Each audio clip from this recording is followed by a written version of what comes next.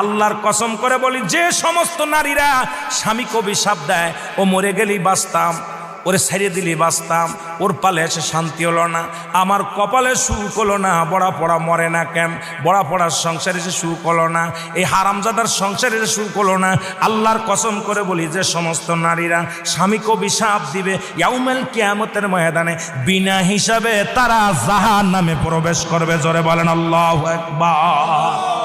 আমার মারা যারা মাইকের আওয়াজ শোনেন, শুনে নেন, যত আপনার নামাজ, আপনার রোজা, আপনার হজ সব কিছু বরবাদ হয়ে যাবে যারা স্বামীকে লানত করবেন, স্বামীকে যারা অভিশাপ করবেন, স্বামীর বিরুদ্ধে অভিযোগ করবেন, স্বামীর প্রশংসা করবেন। আল্লাহর দরবারে আপনি নেকি পাবেন, আল্লাহর দরবারে নফল বন্দেগী পাবেন।